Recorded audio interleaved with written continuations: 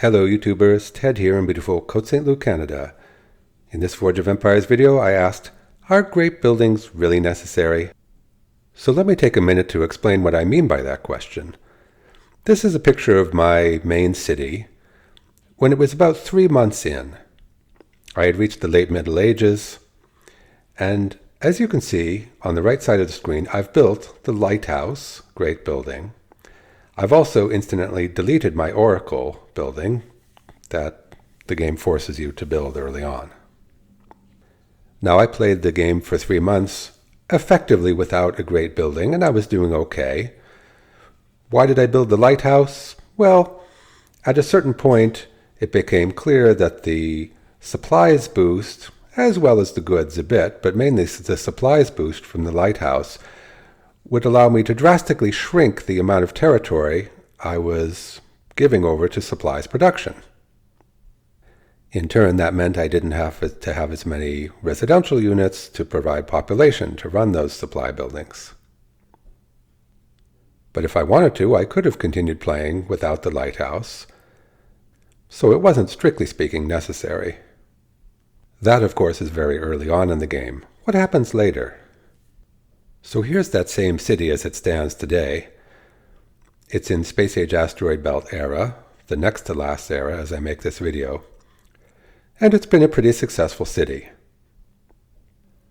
I've zoomed out to try to show you as much of the city as possible, but let me zoom in so we can operate a bit better. Now, what makes for a successful city in Forge of Empires? To put it simplistically, you have to be able to fight a lot. That means you need strong attack and defense boost for your armies. This wasn't always true. I think earlier on in the game, both by ages, but also by which I mean years ago, before the game introduced certain changes, negotiating and fighting were two fairly equal and reasonable approaches to the game. I'm planning a different video on that later. But the way things have evolved, and especially at higher levels of the game, you really need to be able to fight. So right now, this city has decent fighting power. I have 783% attack bonus, 638% defense bonus. This is coming from a variety of buildings, including attack, great buildings, and special event buildings. So the Pirates' Hideout, for example, gives attack bonus. Governor's Villa gives attack bonus, and so on. Now again, historically, probably the main way, and this means years ago, probably the main way you would get attack bonuses is by the great buildings. Early on there was the Zeus, if I can find my Zeus, and later Cathedral of Aachen, and later Castel del Monte, I think it's over here, and so on like this. But what about today? And by the way, there's players who have much more attack and defense bonuses than I do. In your city hall, you can get a breakdown of where your attack and defense bonuses are coming from. So for me, for example, the relatively new castle is giving me 12% attack and defense bonus. I've got a lot of defense bonuses because of the roads that are attached to my statues of honor. And then we see special events buildings. This is some buildings from the cultural settlements, more special events buildings.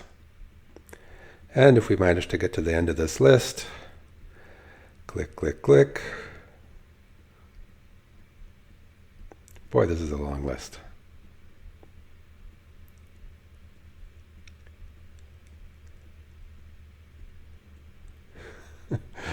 There we go.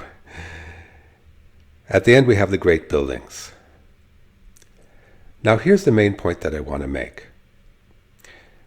As I said near the start, attack and defense boost for your attacking army are key to being able to fight a lot of battles, whether that be in Guild Expedition, Guild Battlegrounds, Guild versus Guild, Player versus Player, whatever. And I don't really know what's normal, but as you can see, I'm getting my attack and defense bonuses from a variety of different types of buildings, including great buildings. But if you add up the total contribution of the great buildings here, it's a little bit over 200% for both attack and defense. Now, 200% is certainly not trivial. Out of 783 total, if 200 of that's coming from great buildings, that's, a bit more than a quarter. It's actually slightly more than a third for the defense. So again, non-trivial, but could I do without these great buildings and still be able to fight enough to generate points, to win battles, to get the forge points and the rewards and so on like that? I think I could do without these attacking great buildings. And this raised the hypothesis in my mind that maybe you could play a pretty successful game of Forge of Empires without using great buildings at all, which of course is totally contrary to the strategy that virtually everybody uses. To test the hypothesis that you could play a good game without great buildings, I performed a little experiment. I created 2 other worlds, one Sinerania, where I was playing without great buildings, and one on the new world Tuulech, where I was playing with great buildings. So let's compare what's happening in those 2 worlds, both of which I've been running for approximately the same amount of time, about 4 to 5 months. So here's my city in the world of Sinerania. Again, about 4 to 5 months in, I'm in the High Middle Ages. I'm ready to move to the Late Middle Ages. I had some pretty good fortune in the summer event, capturing a lot of these wheat fields and ochre yards, which give attack and defense boosts to my army, along with this golden crops, which is nice too, but doesn't directly help attack. And I collected some other attack boosting and defense boosting buildings, so that right now my army has plus 74 attack and plus 88% defense. Not awesome, but not bad. So for example, I'm able to fight pretty comfortably through certainly level 1 of Guild Expedition. I can fight in Guild Battlegrounds, although I lose troops. I can fight quite comfortably in player versus player, players of the previous age. And I'll just draw the attention to the number of points I have,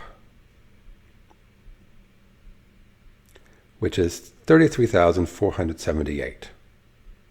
All right, and I'm ranked a little more than 10,000 in this world. This is my city on the world of Tuulech, where I am allowing myself great buildings. Now, I was not part of the summer event with this city because Tuulech was created, the world was created newly after that. But I joined a good guild, and I was able to produce a couple of fighting attack buildings, great buildings, the Zeus and Aachen. I'm working on getting the blueprints for Castel del Monte. And with a few other boosts besides, I'm up to 66% attack and 51% defense boost. Again, not great, and actually I struggle to even win battles on auto battle mode in Guild Battlegrounds, even with 0 attrition. I can fight some in Guild Expedition and in player versus player. Now, rankings don't necessarily mean anything because Tuulech is a much newer and smaller city, but if you look at my points, 76,078. So, despite the fact that this Tuulech city is about a month younger, and I've done way fewer battles, the other one was at 450 some, I think, fewer negotiations, and by the way, I'm only in early Middle Ages, not high Middle Ages, I still have double the points or more. So, on the one hand, this experiment shows that great buildings definitely help. That's not a big surprise. Perhaps the interesting quantitative finding is that having great buildings roughly doubles the rate at which I'm accumulating points. But still, I was able to be successful in Sinerania without great buildings, and I don't see any reason why you couldn't continue that experiment indefinitely. So here back in Sinerania, the other challenge, you can see I have a lot of buildings to produce troops. The other challenge is that without an Alcatraz, I'll have no way of generating massive amount of troops to store up.